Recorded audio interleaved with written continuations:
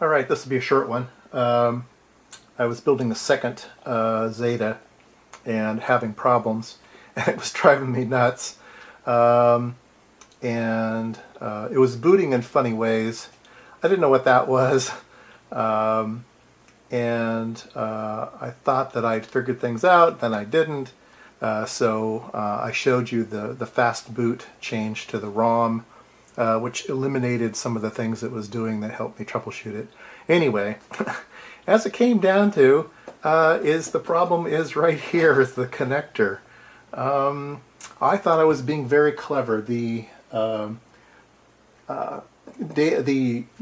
parts list calls out a male connector for the RS232.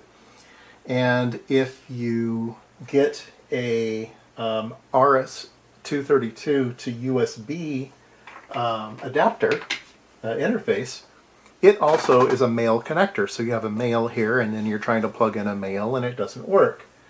So then you're left with having to put in a gender changer, one of these. And you put in the gender changer, then you find out that pins 2 and 3 are swapped. So you end up having to put in a null modem.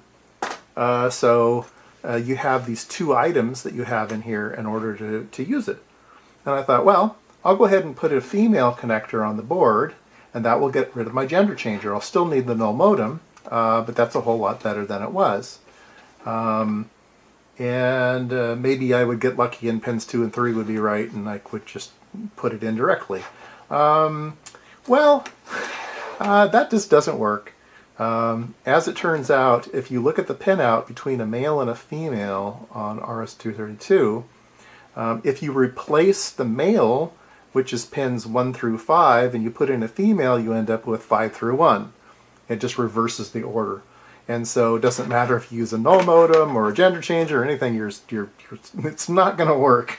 And it does funny things. And even when I got my little breadboard out that allows me to jumper it any way at all, I thought, oh, I would just figure out how it would work and put it in. As it turns out, even pin 5 doesn't go to pin 5 any longer, which is ground connection. So pin 1 goes to pin 5. And so the thing is flaky. There's no ground in there. So it sort of works and it sort of doesn't work, and that's the problem I was getting into. So anyway, the other funny thing was pins 7 and 8 go through correctly, but pins 2 and 3 end up being actually pins 4 and 5. And so the jumpering looks really weird. Anyway, it took a long time to figure out that, oh yeah, you just can't do this. So don't do that. If you're going to build one of these, definitely put in a male connector, and then go onto eBay and find yourself a gender changer and find yourself a null modem. And sorry, you have to do all of that, but it works when you get it correct.